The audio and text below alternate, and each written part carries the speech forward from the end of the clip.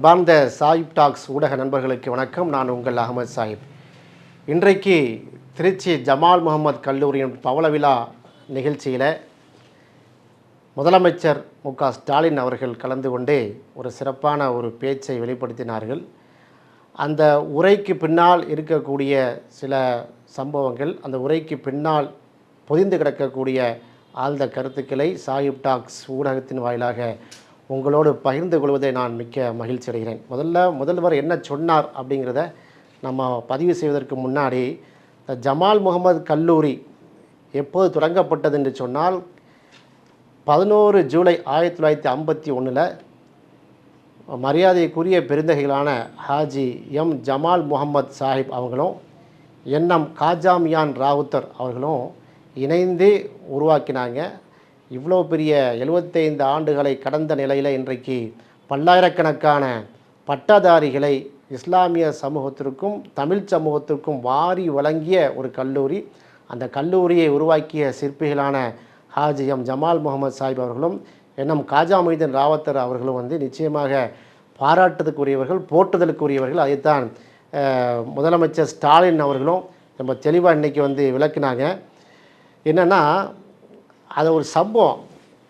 முதலமைச்சர் என்ன சொல்லிட்டாருன்னா, அந்த கூட்டத்தில் கோச்சை கூட்டம் பின்னால் மாணவர்கள் செல்லக்கூடாது. அங்கே குழும்பியிருந்த ஆயிரக்கணக்கான மாணவர்கள் மத்தியில் சொல்கிறாங்க, கோச்சே கூட்டத்துக்கு பின்னாலும் சொல்ல போகக்கூடாதுங்கிறார். அப்போ கோச்சே கூட்டம் யார் பின்னாடி இருக்குங்க உங்களுக்கு தெரியும். கோச்சே இது காந்தியுடைய தேசம், ஒரு காலம் கோச்சேவுடைய தேசமாக மாறக்கூடாது என்பதை அழுத்தம் திருத்தமாக பதிவு செய்தார். காந்தி வழி, அம்பேத்கர் வழி, பெரியார் வழி என்று மாணவர்கள் பின்பற்ற வழிகள் உள்ளன. ஆனால் கோச்சே பின்னாடி போகக்கூடாது, மாணவர்கள் சென்று விடக்கூடாது. இப்படிலாம் முதலமைச்சர் பேச மாட்டார் கல்லூரியில். கொஞ்சம் ஹாட் டாப்பிக்காக பேசிட்டார். அதனால தான் அதில் பொதிந்து கிடக்கக்கூடிய விஷயங்களை நாம் எடுத்து சொல்ல வேண்டி இருக்கிறது. திருச்சி ஜமால் முகமது கல்லூரியுடைய பவளவாண்டின் துவக்க விழானால இன்றைக்கு குளோபல் ஜமாலியன் பிளாக் என்ற புதிய கட்டிடத்தை முதலமைச்சர் திறந்து வைக்கிறார். அதோடு நம்ம அமைச்சராக இருக்கக்கூடிய நேரு அவர்கள், அன்பில் மகேஷ், அப்புறம் கோவை செலியன், சிவா, சல்மான், நவாஸ்கனி போன்றவர்கள்லாம் இருக்கிறாங்க. எம்பிக்கள், எம்எல்ஏக்கள், அமைச்சர்கள் எல்லாம் கலந்து கொண்டார்கள். அந்த மேடையிலேயே என்ன சொன்னார்னா, முதல்வராக நான் பொறுப்பேற்றதிலிருந்து தொடர்ந்து பயணம் செய்து அரசு நிகழ்ச்சிகளை பங்கேற்கிறேன். அது மட்டும் இல்லாமல் ஆய்வு கூட்டம், அரசு பணி என்று நான் பரபரப்பாக இருக்கேன். ஆனால் மாணவர்கள் அதிகமாக கூடக்கூடிய நிகழ்ச்சி, இது போன நிகழ்ச்சி என்று சொன்னால் நான் உடனே போயிடுறேன் அப்படின்னு சொல்லிட்டு நிகழ்ச்சியோடு இந்த ஜமால் முகமது கல்லூரிக்கு நான் வருவது இது முதல் முறை கிடையாது, பல முறை வந்திருக்கிறேன் என்று சொல்லிட்டு ஒற்றுமையும் சகோதரத்துவமும் எப்படி வலுப்பட வேண்டும் என்று நாட்டுக்கு வழிகாட்டக்கூடிய கல்லூரியாக அந்த ஜமால் முகமது கல்லூரி இருக்கிறது என்று மிக சிலாகித்து பேசினார். அது உண்மைதான். இன்றைக்கு பார்த்தீங்கன்னா ஜமால் முகமது கல்லூரி ஒரு முஸ்லீம் சொசைட்டி, இஸ்லாமியர்களை உருவாக்கப்பட்ட கல்லூரியில் இருந்தாலும் சரிசமமான எண்ணிக்கை, இன்னும் கூடுதலான எண்ணிக்கையில் தாழ்த்தப்பட்ட, பிற்படுத்தப்பட்ட தமிழ் சமூகத்தை சேர்ந்த நிறைய ஏழை பள்ளி பிள்ளைகளுக்கு ஃபீஸை கூட கம்மியாக வாங்கிட்டு என்ன செய்கிறாங்க, ஃபீஸ் இல்லாமல் கூட என்ன செய்கிறாங்க, ஸ்காலர்ஷிப் படிப்பில் நிறைய ஒரு கல்வியை, தரமான கல்வியை அளித்திருக்கிறார்கள். அதை மறைமுகமாக என்ன செய்கிறார் முதலமைச்சர் வெளிப்படுத்துகிறார், நன்றியுடனோடு வெளிப்படுத்துகிறார். அதுபோல் கல்லூரி நட்பு முதிய வயது வரை உறுதியாக இருக்க வேண்டும் அப்படின்லாம் சொல்கிறார். சொல்லிட்டு இந்த கல்லூரியை ஹாஜி ஜமால் முகமது சாஹிப், ஜனாப் காஜாமியான் ராவுத்தர் ஆகியோருடைய அந்த ஃப்ரெண்ட்ஷிப்பால் அவங்க உருவாச்சு. கல்லூரியை உருவாக்கிய 2 வள்ளல்களும் காந்தி வழியை கடைபிடித்தவர்கள், அம்பேத்கர் வழி, பெரியார் வழி என்று நமக்கு வழிகாட்டியவர்கள் என்று நிகழ்ச்சியோடு புகழ்ந்துரைத்தார். அதுபோல் இந்த கல்வி நிறுவனமும் அங்கே படிக்கக்கூடிய மாணவர்களும் ரொம்ப கோலோச்சி இருக்கிறாங்க. எங்களுடைய கேபினெட்டில் கூட பார்த்திங்கன்னா அமைச்சர் நேரு, எம்ஆர்கே பன்னீர்செல்வம் இவங்கெல்லாம் பார்த்திங்கன்னா எங்கள் கேபினெட்டுடைய சீனியர்கள். உங்கள் காலேஜுடைய சீனியர்கள் எங்கள் கேபினெட்டில் முன்னாள் மாணவர்கள் பெரிய சீனியர்கள்.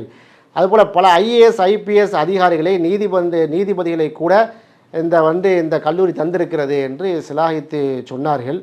அதுபோல் ஓரணியிலே தமிழ்நாடு நிற்க வேண்டும் என்பதையெல்லாம் சொல்லி இஸ்லாமிய சகோதரர்களின் அரசியல் உரிமைகளையும் காப்பாற்றக்கூடிய இயக்கமாக திமுக எந்நாளும் இருக்குது. இதுதான் உங்களுக்கு தரும் உறுதி. Note the point. கல்வி இதுதான் நான் உங்களுக்கு தரும் உறுதி. கல்விதான் யாராலும் பறிக்க முடியாத ஒரே சொத்து. அப்படின்னு சொல்லி சொன்னார். அது மட்டும் இல்லாமல் இது எல்லாத்துக்கும் நன்றி சொல்லி நன்றி உரையோடு அந்த அவருடைய உரையை முடித்து, என்னை மனதளவில் உங்கள் வயசிலேயே வைத்திருக்கக்கூடிய உதவுகிற மாணவர்களுக்கு சிறப்பு நன்றின்னு சொல்லிட்டு விடைபெற்றார். இப்போ இதுதான் நம்முடைய பாயிண்ட். நம்ம என்ன சொல்ல வருகிறோம், இஸ்லாமிய சமூகத்துடைய அறிஞர்கள், கற்றவர்கள், அரசியல்வாதிகள் எல்லாம் இந்த கூட்டத்திலே கலந்து கொண்டார்கள். இதில் நம்ம பாடம் படிக்க வேண்டி இருக்குது. முதலமைச்சர் ஸ்டாலின் அவர்களுக்கு நம்ம சொல்ல வேண்டிய சில விஷயங்கள் இருக்குது. இப்போ நீங்கள் தர வேண்டிய இடத்துல இருக்கிறீங்க. முதலமைச்சர் ஸ்டாலின் அவர்களே, நீங்கள் எங்கள் சமூகத்திற்கு நீங்கள் கல்வியையும் வேலை வாய்ப்புகளை இது போன்ற ஐஏஎஸ் ஐபிஎஸ் போன்ற உயர்கல்வியையும் அது உயர்கல்வி வேலை வாய்ப்புகளும் தரக்கூடிய இடத்தில் முதலமைச்சராக இருக்கிறீர்கள். அந்த நன்றி உணர்வோடு தான் நீங்கள் என்ன சொல்லியிருக்கீங்க. ஏன்னா நீங்கள் முதலமைச்சராகுவதற்கு கிளர்ந்தெழுந்து ஒற்றுமை உணர்வோடு வாக்களித்த சமூகம் இஸ்லாமிய சமூகம். அந்த நன்றியை நீங்கள் மறவாமல் தான் என்ன செய்வீங்க, நீங்கள் சொல்லியிருக்கீங்க நாங்கள் நினைக்கிறோம். எனவே நீங்கள் இப்படி உற்சாகப்படுத்திட்டு பேசிட்டு மட்டும் போகாமல் அடிப்படையான சில விஷயங்களை நீங்கள் செய்யுங்கள் என்று இந்த பேட்டியின் வாயிலாக நம்ம என்ன செய்யணும், கோரிக்கை வைக்கிறோம். குறிப்பாக நீங்கள் திமுகலையும் செஞ்சிடலாமல். திமுக எத்தனை மாவட்ட செயலாளர்கள் இருக்காங்க பாருங்கள். அதில் எத்தனை இஸ்லாமியர்களை பிரதிநிதித்துவம் கொடுத்துருக்கிறீங்கிறத நீங்கள் செய்யலாம். அதுபோல் உங்கள் கட்சியில் இருக்கக்கூடிய ஒன்றிய செயலாளர்கள் இந்த மாதிரி பொறுப்புகளில் இஸ்லாமியர்களை நீங்கள் அதிகமாக வைங்க. அதுபோல் உங்களை சுற்றி இருக்கக்கூடிய ஐஏஎஸ் ஆஃபீஸரில் எத்தனை பேர் இஸ்லாமியர்களாக இருக்கிறாங்க அதெல்லாம் கொஞ்சம் கன்சிடர் பண்ணி நீங்கள் கலைஞருக்கு அளித்த 3.5% இடஒதுக்கீடு 3.5% இடஒதுக்கீடு காணாது என்று தோழமையாக இருக்கக்கூடிய இஸ்லாமிய இயக்கங்கள், இஸ்லாமிய கட்சிகள் தொடர்ச்சியாக வலியுறுத்தி கொண்டே இருக்கிறது. எங்களுடைய கட்சி விடுதலை சிறுத்தைகள் கட்சி கூட அதை பல விஷயத்தில் நாங்கள் ஆர்ப்பாட்டங்கள் போராட்டங்கள் மூலமாக முன்னெடுத்திருக்கிறோம். குறிப்பாக பார்த்தீங்கன்னா முஸ்லீம் லீக், தமுமுக, மாமக அது போன்ற நிறைய கட்சிகள், எஸ்டிபி கட்சியாக இருக்கட்டும், எல்லா இஸ்லாமிய கட்சிகள், இஸ்லாமிய இயக்கங்களும் இந்த கருத்தில் ஒற்றுமையாக இருக்கிறார்கள், ஒன்றுபட்டு கருத்தை சொல்கிறாங்க. அப்போ நீங்கள் அதில் கொஞ்சம் கூட்டித்தரத்தில் வேலையை நீங்கள் பார்க்கணும். திராவிட மாடல் அரசு தான் அதை செய்ய வேண்டும். எனவே அதையும் நம்ம ஒரு கோரிக்கையாக நம்ம வைக்கிறோம். இப்படி சொல்கிறதுனால அது அரசியல் பார்வையை நீங்கள் பார்த்துட வேண்டாம். அதிமுக என்ன செஞ்சுன்னு கேட்க வேண்டாம். அதிமுக செய்யலை. அதிமுக சிஏஏ என்ஆர்சியில் எடப்பாடியார் ஆட்சி காலத்தில் அவர் என்ன பண்ணார், ஆதரவளித்து வாக்களித்தார். அதுதான் கசப்பான உண்மை. நம்ம அதிமுகவும் நம்முடைய தோழமை சக்தி தான், ஆனால் கூடா நட்பு கேடா முடியுங்கிற மாதிரி அவங்க பாஜக அலைன்ஸில் இருக்கிறாங்க. அதாவது முத்தலாக் தடை சட்டமாக உடனே இப்போ என்ன செய்கிறாங்க, வாக்களிக்கிறாங்க.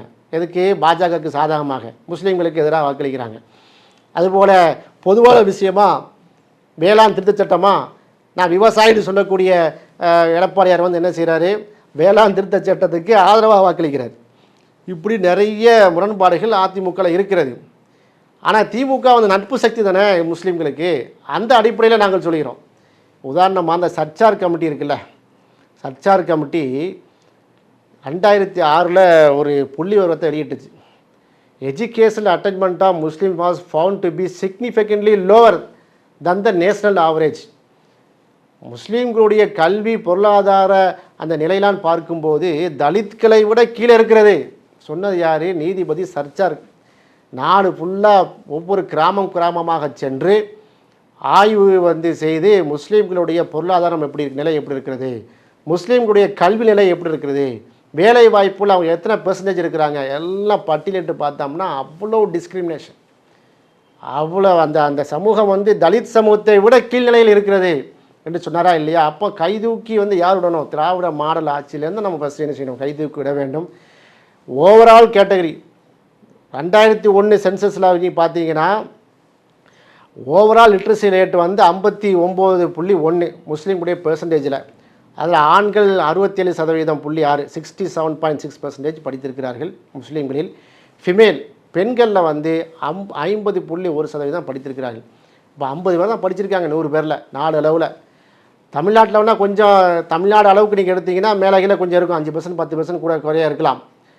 ஆனால் ஒட்டுமொத்தமான சர்ச்சார் கமிட்டியோட ரிப்போர்ட்டை நம்ம சொல்ல முடியும். இது போன்ற ஒரு புள்ளி விவரங்களை மோடி சர்க்காரை வெளியிடும், நிச்சயமாக வெளியிடாது.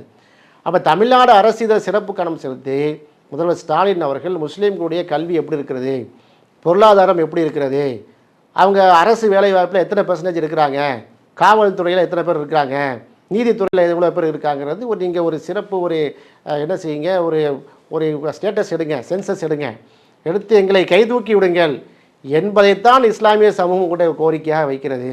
ஒன்றும் குறைஞ்சி போகலை. அடுத்தது வந்து திராவிட மாடல் ஆட்சி தான் அமையப்போகுது என்று தான் நீங்கள் சொல்கிறீர்கள். வாழ்த்துகிறோம். நிச்சயமாக வந்து பாஜக பாசிச பாஜகவுக்கு எதிர்ப்பு நிலையில் திமுக அரசு இருக்குமே. ஆனால் நிச்சயமாக சிறுபான்மை சமுதாயம் இருக்கக்கூடிய தலித் இஸ்லாமிய கிறிஸ்தவர்கள் வந்து ஆறுப்புலேருந்து உங்களை வந்து திரும்ப செய்வாங்க, முதலமைச்சராக வைப்பார்கள். ஆனால் அந்த சமூகத்தினுடைய சிறுபான்மை சமூகமாக இருக்கக்கூடிய இஸ்லாமிய சமூகத்துடைய கோரிக்கைகள், தலித் சமூகத்துடைய கோரிக்கைகள், கிறிஸ்துவ சமூகத்துடைய கோரிக்கைகள் எல்லாம் இது போன்று நிறைய இருக்கிறது. அதெல்லாம் நிறைவேற்றி தர வேண்டும் என்பதை நாம் கோரிக்கையாக நம்ம வைக்கிறோம். பாருங்கள், சச்சார் கமிட்டி திரும்ப வர்றேன். Only about 3% of Muslim children go to மதரசா, இந்த rest are in the mainstream school. 3% தான் மதரசாக்கே போகிறாங்க, மற்ற எல்லாமே வந்து ஸ்கூலுக்கு தான் படிக்கிறாங்க. இதை ஏன் சச்சார் சொல்கிறாருன்னா, ஆமாம் நீங்கள் மதரசான்னு இப்போ ஓத போயிடுவீங்க, படிக்க போயிருவீங்கன்னு சொல்கிறாங்கல்ல. அப்படி இல்லை. 100 குழந்தைகள் இருக்கிறாங்கன்னா 3% தான் மதரசாவுக்கு போகிறாங்க. 97 குழந்தைங்க ஸ்கூலுக்கு போக தான் செய்கிறாங்க. இவ்வளோ கத்தி இஸ்லாமிய இயக்கங்கள்லாம் அவ்வளோ வேலை செய்யணும். இப்படி தான் நிலைமை இருக்கிறது. ஆனால் ட்ராப் அவுட்டை பார்த்தீங்கன்னா drop out rate among Muslim is high, especially after the primary level. Primary லெவலுக்கு 7ஆம் கிளாஸ் 8ஆம் கிளாஸுக்கு பிறகவே நீங்கள் பார்த்தீங்கன்னா வந்து செகண்டரி போக மாட்டிருக்கான், ஹையர் செகண்டரி போக மாட்டிருக்கான். ட்ராப் அவுட் அந்தளவுக்கு இருக்கிறது. ஈவன் அர்பன் ஏரியாஸில் only 17% of Muslim children age 17+, 17 வயதுக்கு மேற்பட்ட நகர்ப்புறங்களில் வாழும் இஸ்லாமியர்கள் were enrolled in higher education compared to 26% of national average. தேசிய அளவில் அன்றைக்கு இது கொஞ்சம் இப்போ ஸ்லைட்டில் மூவ் ஆகிருக்கு. கிட்டத்தட்ட 30% வரை இப்போ இருக்கிறது. 2006 நிலைமை என்னன்னா 26% தேசிய அளவில் இந்தியர்கள் வந்து படிக்கிறாங்கன்னா, நீங்கள் வந்து ஹையர் ஸ்டடீஸுக்கு போகிறாங்கன்னா முஸ்லீம் சமூகம் 17% தான் போகிறான். 17% தான் ஹையர் எஜுகேஷனுக்கே போகிறான், 11th 12th போகிறான். அது காலேஜுக்கு இப்போ செல்கிறார். 17%. இப்போ 100 பிள்ளைகள் படிக்கிறதுனா 17% தான் காலேஜுக்கு போகிறான் அப்படின்னு சர்ச்சா கமிட்டி சொல்கிறது.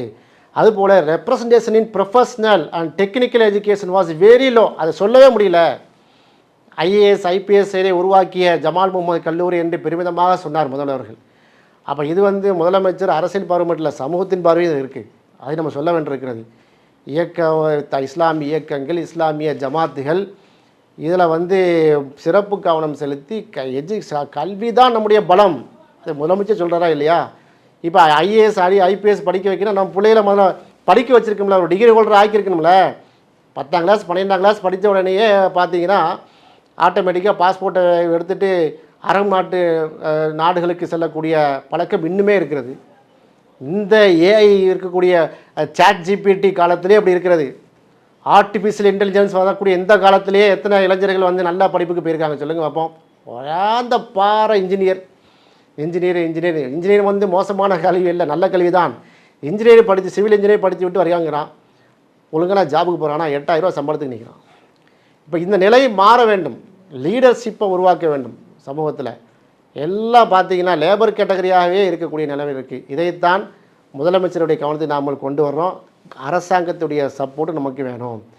So lagging behind most other group, Muslims were lagging behind most other group. நாட்டில் இருக்கக்கூடிய எல்லா சமூகத்தையும் விட இஸ்லாமிய சமூகம் பின்தங்கி இருக்கிறது in literacy, formal education, attributing this to socio economic disadvantages, lack of access, discrimination, neglect in policy focus. இவ்வளோ இருக்குங்கிறப்பல கல்வியில், பொருளாதாரத்தில், படிப்பில், எல்லாத்துலேயுமே தேசிய நீரோட்டத்தில் அவங்க கலக்கிறதுலேயே பெரிய தடைகள் இருக்குது.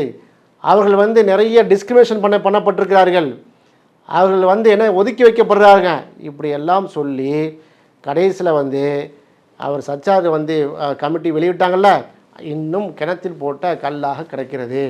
இந்த நிலையில்தான் ஜமால் முகமது கல்லூரி அவ்வளோ பெரிய விஷயங்களை செய்திருக்கிறது. அதுக்காக முஸ்லீம் சமுதாயம் தமிழ்நாட்டில் ரொம்ப பின்தங்கி நினைக்கக்கூடாது. தமிழ்நாட்டிலே வந்து ஓரளவு பரவாயில்லை. நீங்கள் நார்த் இந்தியா போனீங்கன்னா ரொம்ப மோசமாக இருக்கும். தமிழ்நாட்டே நம்ம சீர்படுத்த வேண்டியிருக்கிறது. இப்போ நிறைய கல்லூரிகளை சிறப்பாக ஏற்படுத்தியிருக்காங்க. இஸ்லாமிய நம்முடைய மார்க்கத்தை சேர்ந்தவர்கள் முஸ்லீம்கள் தங்களுடைய பொருளாதாரங்களை வாரி வழங்கி நிறைய கல்லூரிகளை அட்டானமஸ் காலேஜில் ஏற்படுத்தியிருக்காங்க. அந்த லிஸ்ட்டை போட்டிங்கன்னா ரொம்ப நிறைய இருக்குது. கடந்த 25 ஆண்டு காலமாக நம்ம சமுதாயத்துடைய வந்து சிற்பிகள் வந்து பொருளாதாரத்தை வார எரிச்சுன்னா கவர்மெண்ட்டில் பெருசாக நமக்கு கோட்டா தர மாட்டேங்கிறான். எந்த ஆட்சி வந்தாலும் இந்த ஆட்சி மாறினாலும் இந்த காட்சி மாற மாட்டிருக்கு.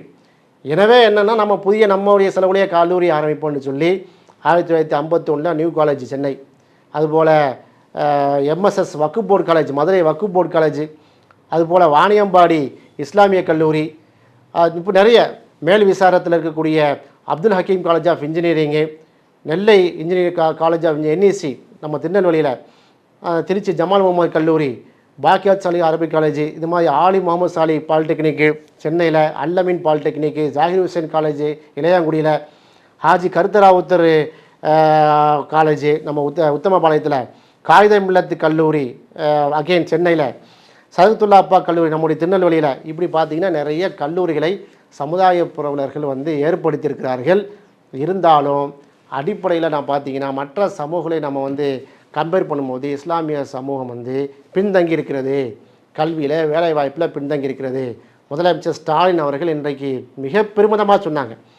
இன்றைக்கி நம்முடைய முஸ்லீம் லீக்குடைய தலைவர் முனிரில் மில்லத் கோதர் மெய்தீன் சாஹிப் அவங்களுக்கு நாங்கள் தகைசால் தமிழர் என்கிற பட்டத்தை நாங்கள் கொடுக்குறோம். ஆகஸ்ட் 15ஆம் தேதி சுதந்திர தினத்தை அன்றைக்கி நாங்கள் தமிழ்நாடு அரசின் சார்பாக நாங்கள் வழங்க இருக்கிறோம் என்று பெருமிதமாக சொன்னார். வரவேற்கிறோம், வாழ்த்துகிறோம். அது போன்ற பேராசிரியர்களை உருவாக்கின கல்லூரிகளை நாம் இன்னும் நிறைய திறக்க வேண்டியிருக்கு.